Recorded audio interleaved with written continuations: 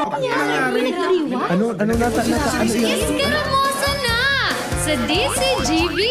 Escaramuza, istorya sa kakanan, mano-mano sana. Marina, entra na sa Escaramuza.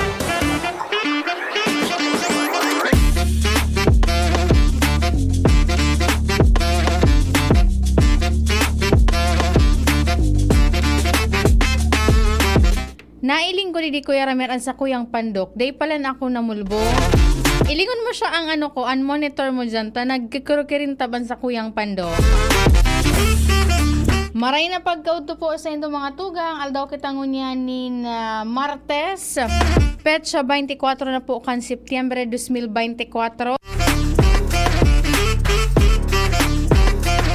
Ano lamang tabian sa inyong pinagkakabisihan dyan, mantang digdi sa syudad kan Legazpi. Grabe po tabian na seldang kan aldaw.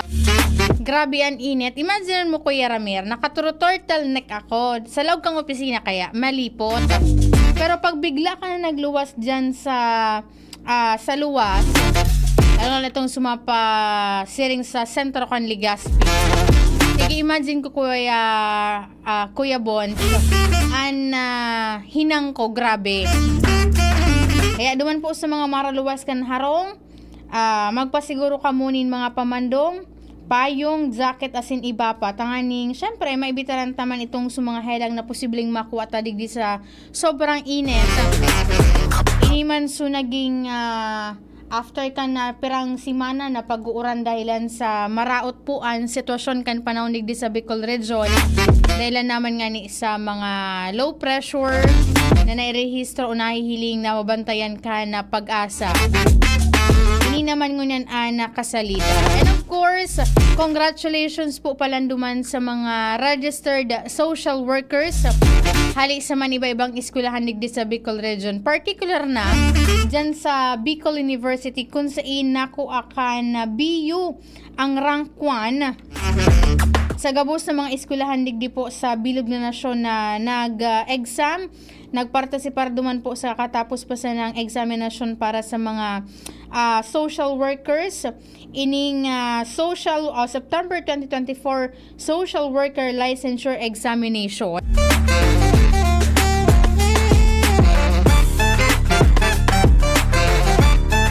Sanggatos porsyentong nakuakan na Bicol University Daraga or duman sa 116 na mga nag-exam, gabos ini Kuya Ramer nakapasar.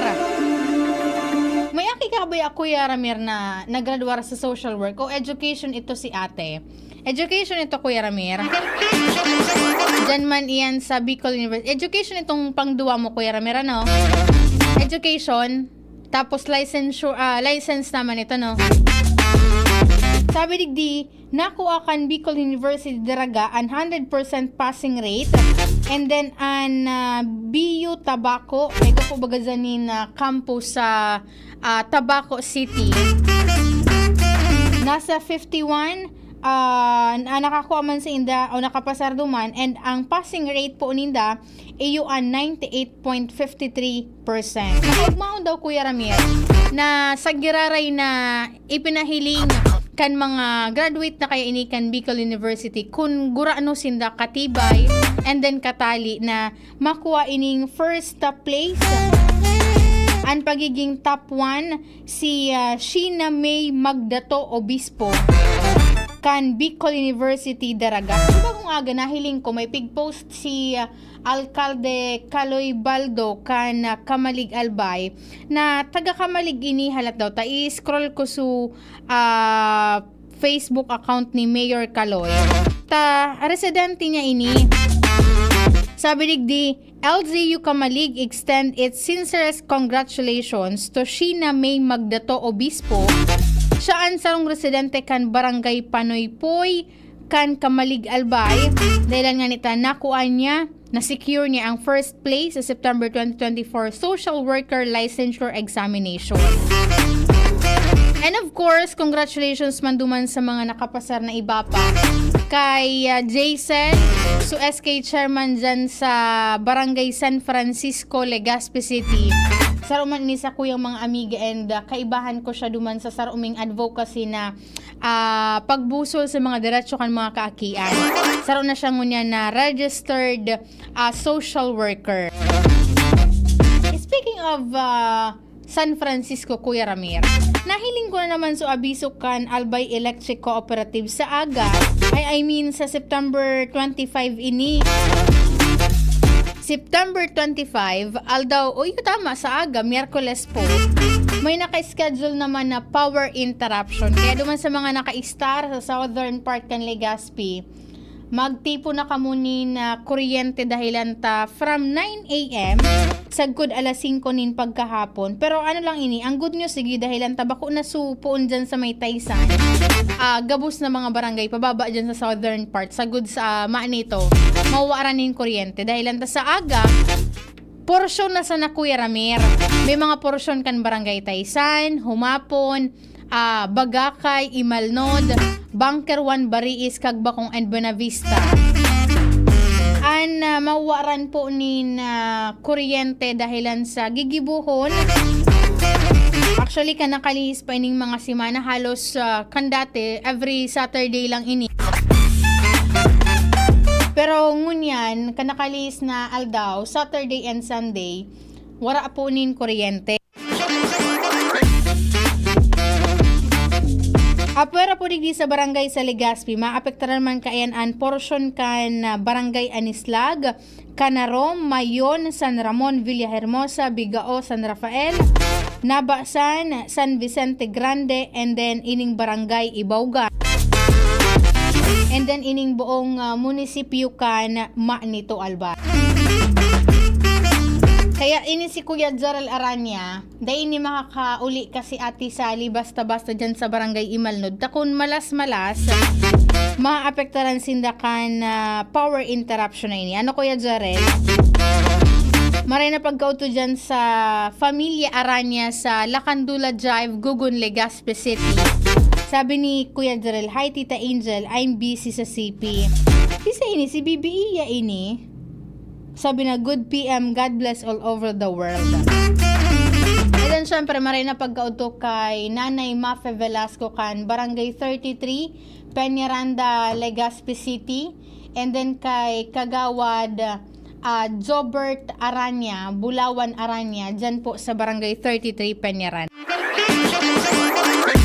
Pwede man po sa mga day pa nakakapagparehistro and gustong mag-avail kan serbisyo na itatao kan Albay Veterinary Office. Pwede po kamong magbisita sa indang official Facebook page dahilan ta may ipigtao lang sindang date, petsa kung hanggang noarin pwedeng magparehistro itong ma-avail po kan libreng castration. And then, duman po yan sa mga ayam asin ikos. Gigibuhon iyan dyan sa Albay Farmers Bounty Village sa mga maabot na aldaw. Pero, di po sinda ma-acceptar ni na mga walk-in. Sa rumahin sa mga inisyatibo kan Albay Veterinary Office, tanganing mapugulan ang pagdugang kan mga populasyon kan mga ayam asin ikos digi sa tuyang palibot na nagiging kausa kan mga aksidente sa tinampo. Maray na sana kan Kuya Ramir kung an mga tagsadiri kan mga pets na iyan, iyo po an responsable. Ang free spaying and castration kan Albay Veterinary Office ang nakatalaan na gibuhon sa September 28 sa Sabado na po tabi iyan, alas 8 nin pagkaaga, sagud alas 4 nin pagkahapon bilang pag-obserbar sa World Rabies Day na may temang Breaking Rabies Boundaries. And then, sagud lang po muna na pagkaaldaw alas 5 nin pagkahapon itong registration. Paano nga ya, Angel, mga kapag-register duman ang mga para atamanin na ayam asin ikos digdi po sa probinsya? Sabi digdi, magduman po kamo sa official Facebook page kan Albay Veterinary Office. Tanganing mahiling po nindo itong su QR code na kung saan pwede po nindong itong i-click or i-scan or pwede man kamong personal na magbisita duman sa opisina kan Albay Veterinary Office. Dahilan ta kaipuhan po nindong magparehistro bago po tabi po digdi makapag-avail ka itong ano pa rin na serbisyo na itataon ninda.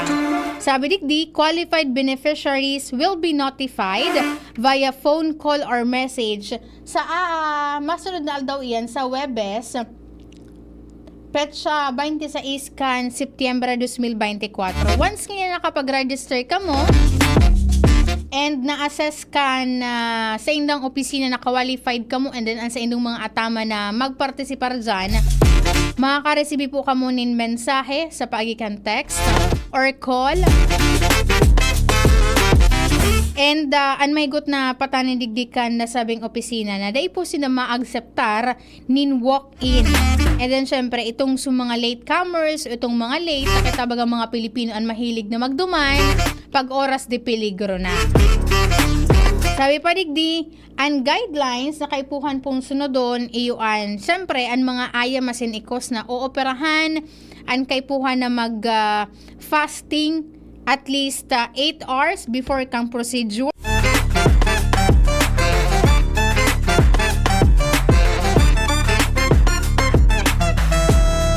And then, syempre, dapat ang mga ayam nasa maray na kamugtakan kan salud. Day po i-acceptar dyan itong mga badus na ayam asin iko. And then, syempre, kaipuhan po tabi itong mga suikos nakabugtak po sa kulungan. Ang ayam dapat igapuunin gakod tanganing syempre just in case sadakol bagakan Kuya Ramer an mapasira rin dyan. Malay mo ang mga ayam asin ikos nindo iyo po ang dagit sa kapwa ninda. Mag-iriwal na sana bagain dyan Kuya Ramer. At least kung may gakodaan sa imong ayam, madali mo siyang makokontrol.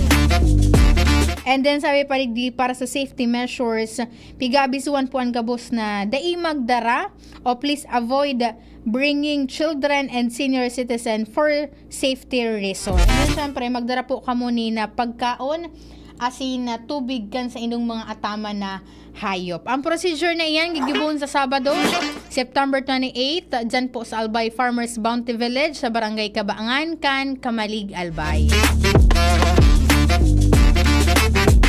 Iyan ang abiso kan announce ko kayo ni Kuya Ramerta. Naramduman ko dati si Dr. Emmanuel Estepona kan City Veterinary Office. Natiga-explain niya duman sa kada bes na nakakahuron tadigdi na. Ansiring kayo mga procedure medyo mahal-mahal ang kantidad kung sa mga private clinic ka mapagibo and bibihira ang mga siring kaining mga serbisyo. So ataman mo Kuya, di ba ka Kuya Ramer, may ataman man sina atin na mga naayam. Ano po di mahal na baga po ang pagpairaram sa siring kain na procedure. Nag-isip-isip ni Kuya Ramer, pero daw mananggad niya talaga so nagastos me. Kaya pag may mga siring kaining mga activities and mga veterinary office, talagang piga-approve siya man po iyan kan publiko dahilan ta syempre makakatipid-tipid naman po sinda. Sabi ni Sir Alvin Uy, magandang hapon po sa iyo Ma'am Angel. Pabati ida po kay Ma'am Shara Marceliana Leron. Magayunon talaga po ang lalaking always na naka-DCGB. Walang mintis, araw, naka-volume ang radio. Papasok sa kwarto, naka-DCGB News Online. Kaya duman po sa mga nasa ibang parte kan nasyon, just in case na interesado ka mo or gusto nilong maaraman ang mga pangyayari po digdi sa Bicol Region, partikular na po sa probinsya kan Alba, mag-antabay lang po kamo sa DCGB News Online and mag-download ka sa muyang official radio application na sa inyong mga Play Store. Kaya mag-download ka na kan application mo. Sabi ni Sir Edwin Magalona, good afternoon po Ma'am Angel, watching from Manila. Kay Kuya Brandon, watching da po from Pasig, condolence da po sa Lutina family dyan sa Monte Carmelo. Kay Sir Phil Balila Jr., watching from Santo Domingo, Albay. Or Sir Phil, naaraman mo nabarataan mo ito taga dyan sa Santo Domingo na naghagi. Igina po iko sa sarong Pampa. Hindi ko na aram kung ano naging update duman. nakako ito ki negative comments kan publiko dahilan ta ipinag-post niya pa sa iyang social media itong pangyayari. Tiguro story pa Kuya Ramir, mala bagata nagkahiriling kang publiko and dakol na mga animal advocate ang nagpahayag ni pagkadismaya and dagit duman sa binatilyong ito. Kay Sir Peter De La Torre, sabi na, sabi ni Sir Phil Balila, kapitbahay mi po ito, madam. Anong balita duman, Sir Phil? Kansaw sarong aldaw, nahiling ko ito, tigpahanap ito tighapot ni Mayor June kung si saan nakamit bid ka ito. Tapos syempre, may violasyon ito duman sa existidong ley po digi sa tuya sa Pilipinas. Kay Sir Rolly Alvarado, nakaantabay man po ngunyan from Barangay Wakwak, Green Hills. Kaya maray na pagkauto po dyan sa Indo, Sir Rolly Alvarado.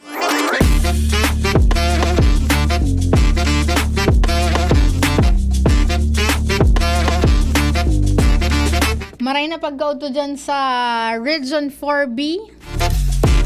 May mga nakaantabi kita dyan na friends of friends. Magandang tanghali po sa inyo dyan. And then dyan sa barkada ko sa Basilan, kay Coast Guard Nicole Donna Cervantes. And then kay Patrolman Justin Noe Kanya. Imagine Kuya Ramir, sa paagi kan social media ta, naabot an kasulok-sulukan kan parte kan Pilipinas. Dahil nga naigis sa modernong teknolohiya. And of course, bago naman makalingaw sa mga gustong magpartisipar sa national and local elections sa masunod na taon, May 12 iyan, kaso hapon, nahiling ko si Joshua James Bino sa activity duman sa may parte kan, sa activity kan PhilHealth, pagtaripon ka mga tagapagtaramdigdis sa probinsya kan Albay. Kataning niya, Kuya Ramir, si Attorney Maria Aurea Bobunaw.